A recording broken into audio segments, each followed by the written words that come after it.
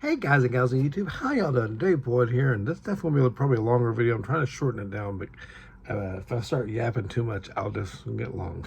Okay, it is a year 1979, and I did Castle minifigures. My mom bought me. In fact, it was called Knight's Procession, and along with this set here, which I don't remember right now off the top of my head what it's called. It's one of the first. It's falling apart. One of the first of the space sets. Had the little flat wheels. It's a pretty cool little set. You can see a lot of the elements. It's all light gray, which is cool. These things tend to break off even back then. But this is a nice little build, little air tank here. Got the little printed screen. No stickers in sight. Love this. Oh, also, not to mention, welcome to solid studs. Not all of them though. And some little trans. Anyways, love the set. Used to have a ton of fun playing with the figures and taking them apart and doing stuff. I like the colors. I never thought about doing army building, but I did do a couple of squads, and I could separate them because of the colors. I had several of these sets, and still do. Okay. Now, then, so the newest catalog came that my mom bought me with Galaxy Explorer. It actually had these yellow guys. And I noticed a little red and stuff, and I was a little bit weird as a kid. I really didn't care for the trans red very much. I mean, it was neat, but I prefer the gray. Trans red I thought could be on something else. This little bomb fan was cool though. But the little yellow guys, I did think it was a little bit funny looking because his skin and the helmet and everything's the same.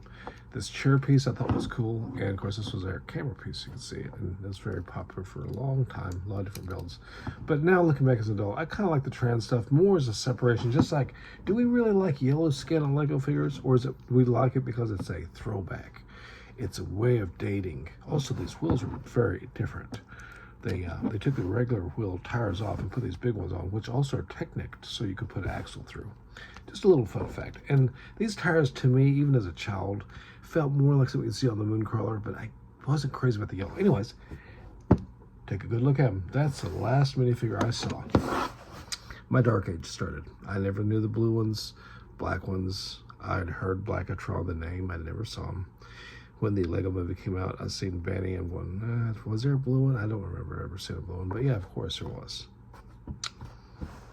So, the old cartoon, I'm referencing the animated show because I never watched the movie of Mr. Peabody and Sherman in the Wayback Machine. I should turn the camera back, turn the machine back to 24 to maybe 34 years ago, that 10-year period of time. Now, back then, we had base plates. Yeah, that's right. These are my played with base plates from 1979, 1980. Making those bases, and I love these. I love being able to, as a child, to be able to run vehicles up over this, and you're going to just excuse me. And even as a kid, I didn't really make those sounds. I thought it sounded weird and stupid. Besides that, I always thought there wouldn't be gasoline rigs anyways on the moon. Okay. And this other one is kind of faded, but I kept all my base plates, I got my lighting pads, and I got some of them. This one's really, really nasty looking. It's washed, it's just, you know, sun damage. But come the 90s, we've got bright colors, lots of trans colors, and beautiful base plates.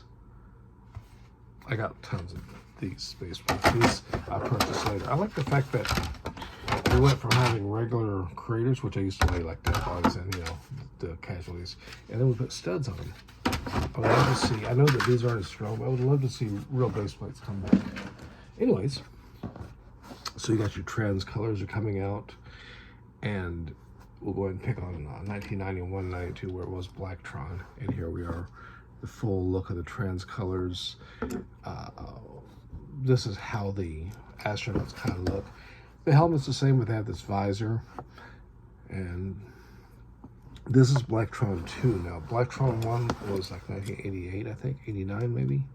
It was a rather short-lived one. But yeah, pretty cool, pretty neat. I just didn't really like these, and I was in my Lego Dark Age when these came out. But now I'm going to go ahead and re-examine them from the past, because there's a lot of cool stuff in the past.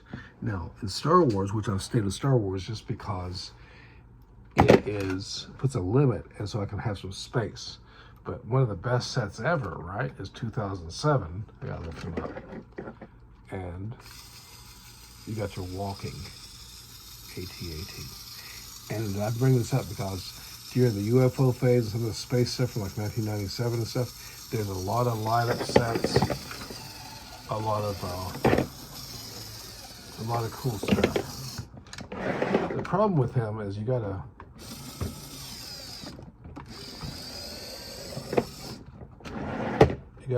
time it right where the legs are. I'm gonna pull the battery out so that they don't leak in there. But that one came from a bulk lot set.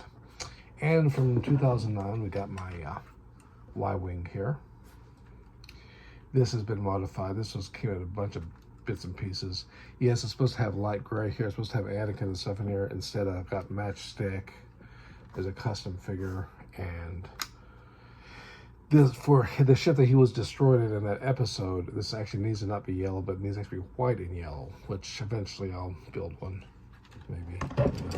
But my point is Lego, they had it right with these guys, and Castle, and probably Pirate too. And it's not just the army building, it's these small builds that encourages kids to think. They got these base plates, they want to build little worlds. Sounds familiar? Places to escape, they can play their stuff, or even play war games, which is what we did too. And then they got into this bright colors, and we're going to make it an exciting set. This is a bad example because this is kind of a cool set in its own right. And I think that hurt. That's why during this 1995 through 97, we see so many of these sets, some of these themes have 3 sets released, 4 sets released. We're going to be looking at those. We're piecing together tons of sets. When I get done doing this video, I'm going to bury myself with probably a can of Rockstar and bury into sorting almost 25 5-gallon buckets of bulk out that I've been picking up and that I haven't done nothing with. This has 2 broken plates on the side here, clips. This round plate is from the ship's mast pieces. I did find one on Bricklink. The person has a fairly high minimum order. So in order to meet that order, I had to buy other stuff from them. So I bought stuff from some of my other projects I'm doing. It's going to be great. It's going to be banging. But I'm going to be experimenting some of these trans colors, and it'll be fun. But I'm here for the journey. Let me know what you think, you guys and gals out there.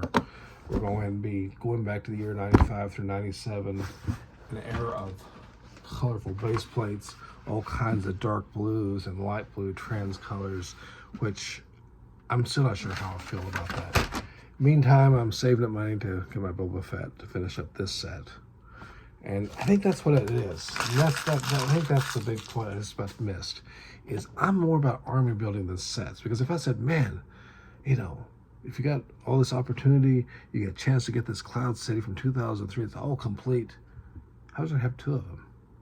I would go, 2 identical sets? Yeah, wouldn't that be great?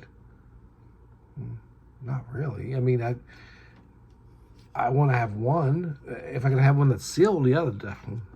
Yeah, but 2 open ones I played with that are maybe a little dirty and dingy, both of them have setting out, not really my thing. On the other hand, small builds, small vehicles like this, multiples. I mean, let's face it, this kind of gives me the vibes of the old Space Invaders game, right? Remember that thing? Builds like this tend to have multiples, all those kinds of, this one's kind of big. But I mean, you could potentially have 6 of these if you want to do it as more of a military type setup. It isn't, but you could. And it's all about army building that. I mean, you could literally take yourself your base plate and set stuff up. I mean, that looks, it looks pretty good, right? I don't know, I'm just excited about this, and I got some nervousness going because something I think about is I don't wasting money, and more importantly, am I wasting time and space getting to something that I really want to do. Oh, and I almost forgot. Here is a modern set. Just to show the direction, it's obviously for display. It's very heavy. I actually really like it. I like the detail on the back here, the little Easter egg. I like the fact that it's all cluttered, just like the scene in the trash compactor, and you can push it together and they don't even hit. I think this is brilliant. As a child, I would have liked this set. Some of the more static ones I wouldn't, because as a child I made sets of like model airplanes and tanks and hung them up and stuff, and I wouldn't have really wanted a Lego set like that. I would have wanted Lego sets for play sets, and this would have kind of satisfied both needs. But yeah, anyways, so this is where Lego is now, more focused heavily on scenes and places. So more than ever, let's bring back the base plates. You can even put little tiny base plates in with battle packs with little hill or little knoll or little lerp and burp, as people call them. I mean, it's just great. Anyways, I've talked way too much. Appreciate the views out there. Please leave me a comment down below. What do you guys think? Am I totally off here? Probably. But anyways, appreciate the views. Y'all stay safe. Till next time. Ciao.